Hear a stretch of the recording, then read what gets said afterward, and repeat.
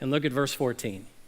Therefore, the Lord himself will give you a sign. In other words, I'm going to give you the ability to see what I see. The virgin will conceive and give birth to a son, and will call him Emmanuel. That word means God with us. See, in this moment, King Ahaz begins to see what God sees. And here's what God sees: people and generations. Long after his kingship is over. And God looks at him and says, listen, you have spent your whole life thinking that I am for you. But now, because I love you and I see the condition you're in, I'm now going to choose to be with you. Isn't it amazing? There are a lot of people in your life that are for you, but there are a few people in your life who are with you. God says, listen, it's not enough for me to just stand up in here and be your God. I'm going to literally wrap myself in human flesh, and I'm going to come to the earth to change the world. Can you imagine the hope that must have instilled into that moment?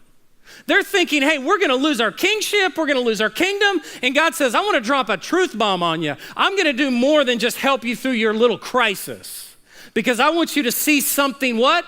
Bigger. I want you to see something better, that I'm about to send my son Jesus, and he is going to save the world. God sees people. God sees nations. He sees generations of people. And he looks forward, and when God saw the condition of the world, he gave what? He gave himself.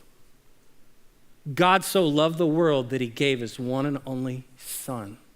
He saw and he gave. You know what that tells me about our life? When we see as God sees, we will give as God gives. I mean, isn't that cool? Like, how many of you guys want to see what God sees? Raise your hand. I do. I want to see what God sees. I want to have his perspective of my life and my world and even my challenges and even my troubles.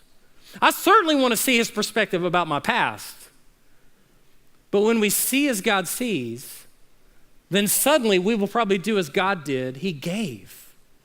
We will give as God gives.